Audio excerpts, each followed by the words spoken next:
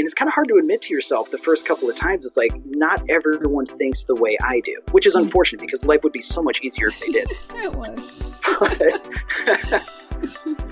But not everyone that could use your product or service thinks the same way you do. So that's where empathy really comes in, where you have to take yourself out of your own shoes and put yourself in the situation of the people that you're trying to reach. So that means trying to understand not only their direct needs of maybe they need your product or service, but what other things are they thinking and feeling outside of this? What's driving them to want this product or service? What are the internal factors? What are the external factors? There's a laundry list of stuff that goes on. And the better you can understand your entire core audience that you're trying to reach, the better your messaging will be. And you'll see a lot more results from it.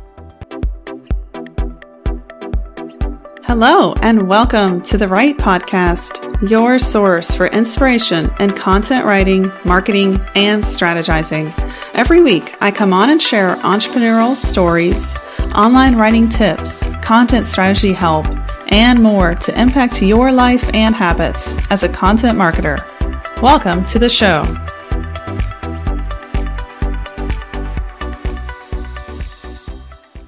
Welcome to episode 35 in the Right Podcast. Today, I'm super excited to have Jason Schemmel as my guest. Jason has titled himself a professional dork at heart. He's been in content marketing and social media for more than 6 years now, is a social media manager at HarperCollins, and builds online content strategies for brands. He enjoys networking, has co-hosted a panel at Content Marketing World, and is the podcast host of GSD Chat. Jason, it's so great to have you here today. Julia, I'm so excited to be a part of the Right Podcast. Thank you so much for having me. Oh, absolutely. I was thrilled when you invited me on your show because I love the guests that you interview. Definitely go check out Jason's podcast, GSD Chat. Can you tell us a little bit more about your podcast? Sure. It has the fun name. I'll let people figure out exactly what GSD stands for. Good idea. But essentially, the whole basis of the podcast is I have one guest on per show, and we dive into their world professionally and personally. So what I like to touch on is we start off talking about their successes and the big accomplishments that they have, basically how people would know them if they were to do like a Google search on them. And we go into a little bit of detail on that. And I also have them share advice and stuff because people always love getting little tidbits and, quote unquote, best practices from the people who've done that and accomplished the stuff. But where the meat of the podcast really comes in is I like asking them the other side of the spectrum. What challenges have they experienced? What setbacks, what struggles have they gone through that ultimately led to their success? And sometimes some of these experiences they thought would be career ending. They thought it would be the end of their dreams and that kind of thing. And it turns out that sometimes, oftentimes actually, this really bad experience or experiences actually led them to make the decision that led to their success. And it's really eye-opening, even just for me, knowing that these super successful people have had some pretty dark times and they've gone through some extreme challenges. But it's also humbling because you also think I'm either going through the same thing or I've experienced something similar. So it's like these people that I've looked up to, they're just like me. And so for me personally, that inspires me to keep going. And that's what I love about it. Yes, totally agree. I think that's something we all can relate to. So I love the basis of your show. So to move on to our topic today, empathy in content marketing. I'm really excited to talk about this with you, Jason. I think this is a really good topic, especially today in content marketing. So to begin, let's talk a little bit about how empathy plays into content marketing. So maybe you can give us some scenarios, describe this for us. Sure. I think we're starting to see empathy in marketing more and more as we've seen a lot of successful brands really have their content take off. And we see that a lot with a lot of blog articles or case studies, advertisements and promotions and things like that really speak to people. And it's something that's the really good ones are ones that really are a little bit different from the norms. You would think maybe there's a commercial on TV and they just talk about this product or service that they're offering. The same thing with a YouTube ad or a Facebook ad. If you really think about it, what are the ones that really that stop you from clicking skip, and you want to listen to the whole thing. It's the ones that really resonate with you. So empathy and content marketing, that's really the brand or the company saying, we understand you. You're a part of our audience. We understand your wants and needs. And here's how we're able to tell you that we understand your wants and needs. And we also happen to have a product or service that can help you further along. So even if you think, I'm trying to think of a couple of examples here. Actually, one that comes to mind, the Content Marketing Institute, Joe Polizzi, and he talked about this on his episode of the GSD Chat when he first started out. When he first created the blog, he just wanted to talk about content marketing and how he could help people. So he was promoting a product or a service, thinking that I'm just going to help other companies and help other teams understand it, but I'm going to do this for them. I'm going to understand what their message is and help them better market themselves and advertise themselves. What he was missing out on, he admitted, first off, was that people in the comment section were saying, this is all great information, a bunch of how-tos and pay attention to this, that, and the other thing. But what a lot of people were asking for were trainings and consulting. It wasn't so much they were looking for someone to do the work for them. They wanted someone that would train them on how to do proper content marketing. And so Joe had said, when the company was struggling, we weren't sure if we were going to make ends meet and stuff. He spent a couple of days and looked through the comment section and saw all of these things like, Joe, you need to start offering trainings and consultings and stuff. And he started doing that. He started listening to his audience because, who better to tell you what they want than the people you're trying to serve?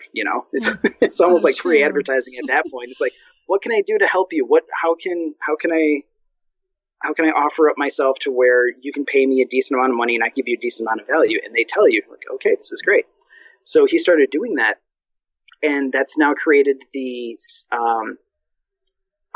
Chief Content Officer magazine that they publish, which is one of the top ones in the industry. They now have Content Marketing World Conference, which is one of the biggest ones in the whole marketing industry, and CMI has skyrocketed since. And it's all because he listened to his audience, he understood their wants and needs, and he made the changes to accommodate that. Wow, that is awesome. I love that story. That kind of reminds me of Ryan Holiday. I don't know if you've read this book, the Growth Hacker Marketing book. And he explains... I've heard of it. Okay. He explains about product market fit, which is the acronym PMF, and how sometimes it's less about marketing than it is about shaping what you actually offer to meet those people's needs. And if that doesn't happen, your team has such a harder time of selling whatever it is, your tickets, your products, your services. So I love that. I think Joe went to the root of how to create a successful company. That's what it takes. And I love that our topic is this wide. This is like the bare bones of success. It really is. And it's funny when you put it that way, because as marketers and professionals ourselves, especially when we're creating something from scratch, so like Joe did with CMI and you did with Express Writers and stuff, you kind of have this view of, I'm my audience, this is what I need, I'm filling a need, so this is how I think it needs to be marketed. And you kind of get that tunnel vision of, this is how it should be because it makes sense to me. Yes. But what's hard to understand, and it's kind of hard to admit to yourself the first couple of times, is like, not everyone thinks the way I do, which is unfortunate because life would be so much easier if they did. But not everyone that could use your product or service thinks the same way you do. So that's where empathy really comes in, where you have to take yourself out of your own shoes and put yourself in the situation of the people that you're trying to reach. So that means trying to understand not only their direct needs of maybe they need your product or service, but what other things are they thinking and feeling outside of this? What's driving them to want this product or service? What are the internal factors? What are the external factors? There's a laundry list of stuff that goes on. And the better you can understand your entire core audience that you're trying to reach, the better your messaging will be, the more well-received it'll be, and you'll see a lot more results from it. Gosh, you've left me speechless. That is so good. That is so good. I'm going to give an example of inaction, of listening to your people, like not just at the beginning, that's critical, but all throughout. So for the last 7 years, one thing we've done with Express Writers is we have a live chat on our site. Well, we use that to definitely convince and convert, but we also used it as a source of, what should we do with our next product? How should we mold it? How should we change it? What should we build for our customers next? And also, what topics should we write about for the Write blog? So we've had a photographer come in and go, well, what is blogging going to do for my business? And they had no idea why they should blog. So you know what I did? I put together a case study on our blog just for them. And that continued to reach more members of that audience. And we had several photographers come in and buy blog packages because they saw that we figured out what it took for them to succeed. So they were like, oh yeah, your packages make more sense for us. So I think there are so many ways you can do that, especially with live chat. It makes it so easy. Oh, I know. Active listening is such a essential part of business success because if there's one person, it's like in the classroom too. If one person has the courage enough to ask the question, odds are 75% of the room is thinking the same question. Oh, they're just, so true. they're not, they're afraid to ask. They're not brave enough to ask. And that's okay. There's nothing wrong with that. Just, they're telling you what they want. It just might not be directly. So that's where the active listening comes in, and asking questions and having different resources and different ways of kind of getting that information. So like the live chat and everything, I obviously love being a part of that, but you really get some interesting perspectives in there and people from all different kinds of backgrounds. And every once in a while you see a tweet or a comment that says, oh, I'd love to see this. And instantly you just think, I could run with that. Right. So moving on to building empathy into our content marketing on a long-term basis, whether it's the blogs we publish, the Twitter chats we host, the podcasts we run, how can we integrate that more into the content we produce and really cater to and reach and impact the people that we're speaking to? There's several ways you can do it. I would say the first one would be doing an audit of your company and yourself. Find out what you're putting out there and find out how effective it is. Definitely look at the comments section to see if there's any hints there or anyone waving flags going, you should try this. Other ways are just putting out polls, asking people for advice. You'd be surprised how often people love sharing their opinions. Yes. And beyond that, people love knowing that they're being heard. If there's ever a company or a brand that, they offer a feedback card or something like that, and you fill it out and all of a sudden they say, hey, thank you so much for this advice. And then you see maybe 3 to 6 months later, they start implementing that. All of a sudden, anyone who put in a request that even mentioned even just a little fraction of that, they feel like they're a part of that. All of a sudden they start attaching onto that. And so that's where, just be engaging, talk to the people in your industry, even talk to your competitors too. There's been plenty of times I've been talking to other people in my industry, in my spaces, and just thinking like, hey, what are you guys doing? What are you seeing that works and doesn't work? And obviously go back and forth. Transparency is really nice. But just, talk to people, do some research. A lot of SEO and keyword research plays a big part of it too. And Julie, I'm sure you know as well as I do how big keyword research and audience research plays into the success of any type of digital presence. Huge. It's everything. Yeah. So using tools out there that allow you to find out what people are looking for, find out, what's driving them. There's a lot of stuff out there, but I would start internally first, find out what's going on in your own spaces and find ways that you can improve that, and talk to people and just say, hey, what do you think of this? How can we make this better? Love those tips, especially going back to polls and then just speaking to people in your audience. Both of those things have really gone far with us. Like in my Facebook group, I create a poll, and if I'm out of topics, I'll just ask them, what would you like to hear from me on? And there's 800 people in there by now, and they're going to have something they want to hear about on content marketing most of the time. So it's a no-brainer to go and just create that poll, which is very little time and effort. And you can do the same thing on Twitter, a really short poll, and, tie it to something like, if you have the most traction at 11 a.m., you could post it then. and you will get some really good answers. So I love that, getting real-time feedback.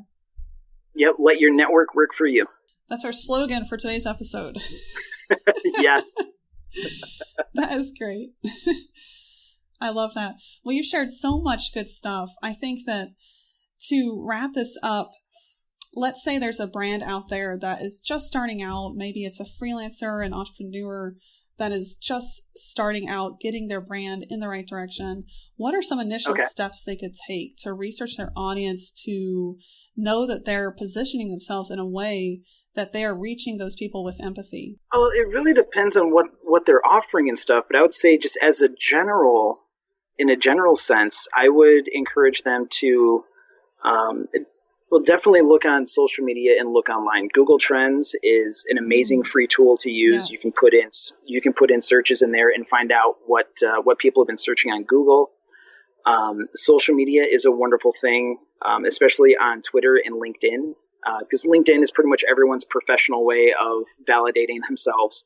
Twitter is a little more laid back, but regardless of what industry you're in, odds are there's a Twitter chat, there's an online social resource out there somewhere. There's probably going to be about 100 to 200 Facebook groups of various sizes and sorts. Dive into those. For example, I know a friend who just started getting into doing freelance digital marketing and stuff. And they wanted to really focus on helping other businesses and small businesses create a better digital presence online. And so what they did is they found some entrepreneur Facebook groups that a lot of startups go to, a lot of entrepreneurs go to, even the wannabe entrepreneurs. Like, hey, I'm thinking of an idea. I'm not quite sure how to get started, but I'm going to join this group and see what other people are doing and get some ideas off of that and go from there. And so what she did is she joined these groups and just kind of sat back and listened to what people were talking about. But then all of a sudden she started seeing that people were asking questions like, hey, I want to sell this product, or I want to have this service. I have this website built, but it's not really converting. Can anyone give me some tips or something like that? And she instantly jumped in and said, hey, I would recommend you do this, this, and this. Or maybe this is why it's not converting. Maybe your button is like way at the bottom of a page, and if you were to put it in a Word document, it's 10 pages long, so you need to shorten that up a bit or put more buttons on there. Starting out, she gave a ton of free advice, and the more she did it, the more people started to take notice that it was always her answering questions. And so they started coming to her for questions, and ultimately they started turning into clients. Like, hey, you really seem to know your stuff. You're showing off what you can do. And you started building that brand authority and that brand trust that you know what you're doing and knowing what you're talking about. And that started turning into business for her. And now she doesn't give out free advice anymore because people just come to her for that. So that's what I would suggest with people starting out. Understand the people that you want to reach, understand your audience. So you really have to do some research on who you want to impact and why they would be interested in what you're offering. Because understanding that is really going to help everything else kind of fall in line. If you understand why people would want you over someone else, and not just because of price, it has to be your why too. Why did you get into this space, and why should people care? Right. That's so critical. That would be huge. That makes you stand out from everyone else. That's critical. Exactly. Because if you just try and beat someone up on price, then, I mean, how are you different from anyone else? Like, okay, you do the same thing, but you do it a little bit cheaper. Well, I can find 10 other people who can do it cheaper from you, and all of a sudden you're not relevant anymore. But if you can get behind a message, a purpose, a mission, and you really start hitting home with that, and you find an audience that aligns with that mission, you'll be okay. I love how that freelancer, that friend of yours, built herself up by giving away advice for free. I feel like that's so true of the content marketing industry as a whole. Like, that is how we get our name out. That's how we get clients, is we start there. Exactly. Yeah, it builds that awareness. It gets your name out there and your brand out there. And even how you do with your blog and stuff. Like, I go to your blog constantly and I recommend it. And I'm not saying that just because, but it's because I've gotten a lot of value from that.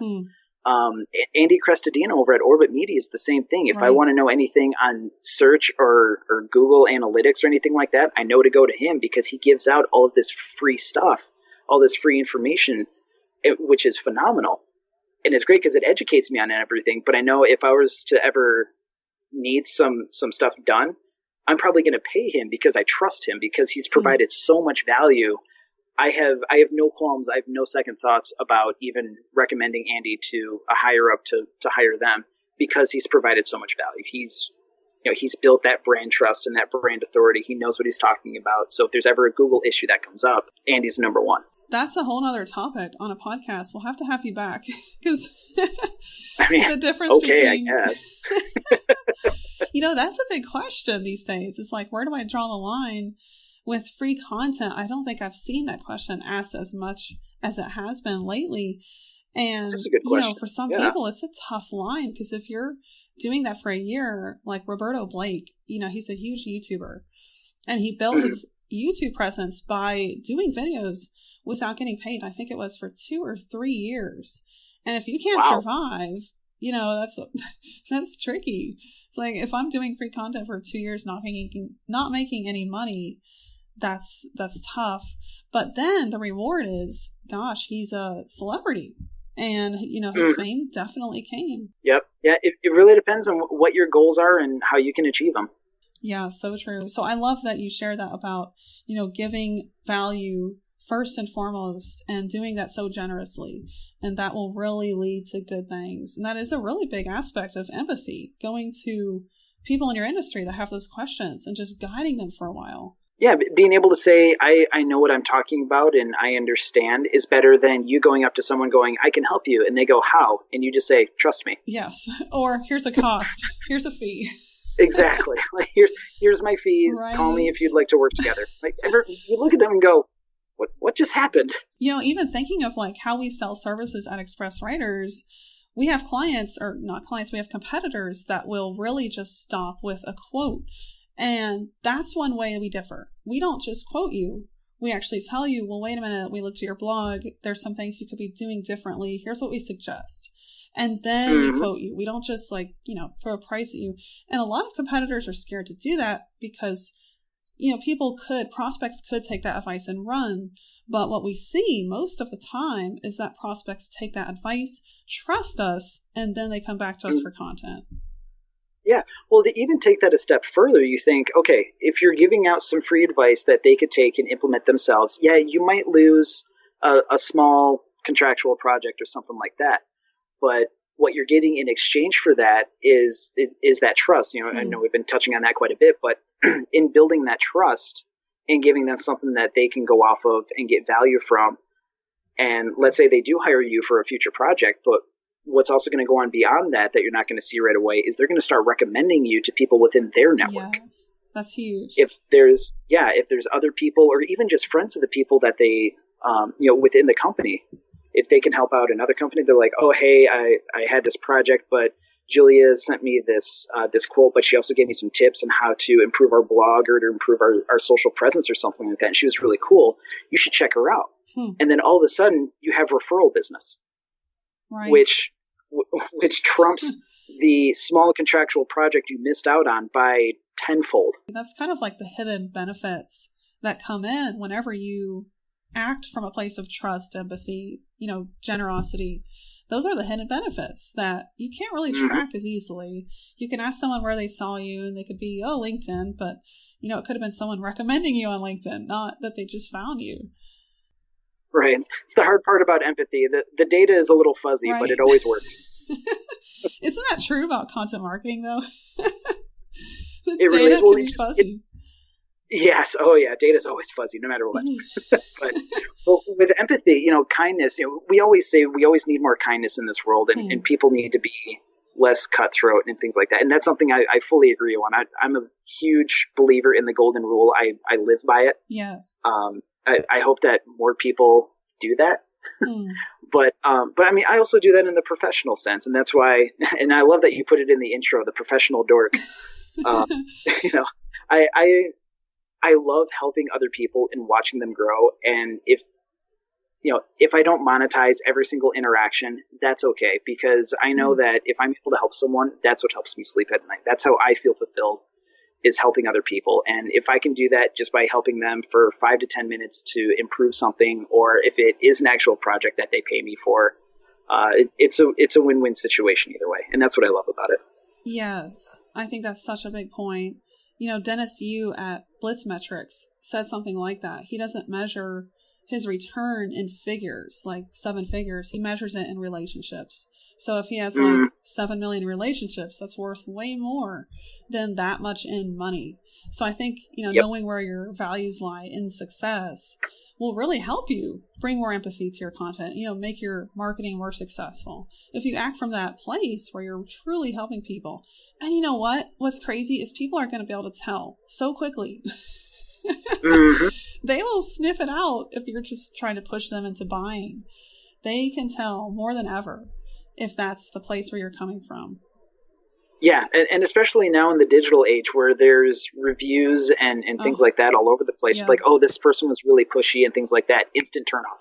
Right. If your brand has 3 stars or less on a Google review or a Facebook review, people are instantly skeptical before they read anything about you. Yeah, so that's where really understanding people and having the willingness to help them out and again, building those relationships that could turn into a referral business is going to help out so much more than just looking for the next paycheck or the next sale. Love it. Well, I think that's a really good place to wrap up. That's fantastic. Awesome. Well, tell us where we can find you, Jason, and how can we subscribe to your podcast, the GSD chat, and follow you on Twitter? Yeah, so I'm most easily found on Twitter and LinkedIn. LinkedIn is just Jason Schemmel. I think I'm the only one. I don't think my evil twin is up there. On Twitter, you can find me at Jason Schemmel. That's JASONSCHEMM as in Mary, EL.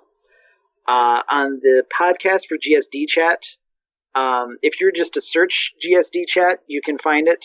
I'm on, I think, Google Play, Stitcher, iHeartRadio.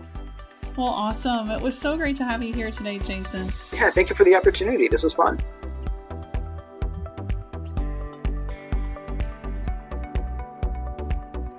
I hope you enjoyed today's episode with the amazing Jason Schemmel. You can go follow him on Twitter at Jason Schemmel and be sure to check out his podcast, the GSD Chat.